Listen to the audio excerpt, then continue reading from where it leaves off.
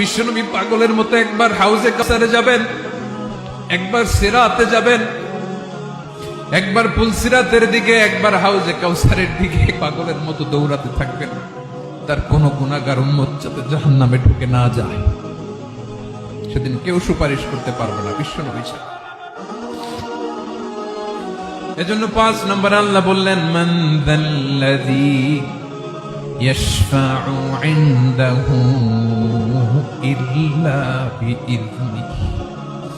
কার সাহস আছে, কার এত বড় বুকের পাটা কিয়ামতের কঠিন দিন আল্লাহর সামনে দাঁড়িয়ে সুপারিশ করবে? কারো ক্ষমতা, কারো ক্ষমতা নাই। বিশ্বনবী সেদিন সিজদায় পড়ে উম্মতের জন্য কাঁদবেন, সবাই কাঁদবে, নফসি নফসি, আল্লাহ আমারে বাঁচাও, আল্লাহ আমারে বাঁচাও। বিশ্বনবী বলবেন, উম্মতি উম্মতি। বিশ্বনবী আমার জন্য কাঁদবেন, আপনার জন্য কাঁদবেন, আমাদের জন্য সেদিন কেঁদে কেঁদে জাহান্নামের দরজায় দাঁড়িয়ে আমাদেরকে টেনে টেনে জান্নাতে ঢুকাবেন। এজন্য এই বিশ্বনবীর ভালোবাসা যেন আমাদের হৃদয়ে ভরপুর থাকে। আমার ভাইয়েরা, প্রতি শুক্রবার বিশ্বনবীর উপরে বেশি বেশি যেন আমরা দুরূদ পড়ি। আমরা যখন বিশ্বনবীর সালাম দেই, দুরূদ পড়ি,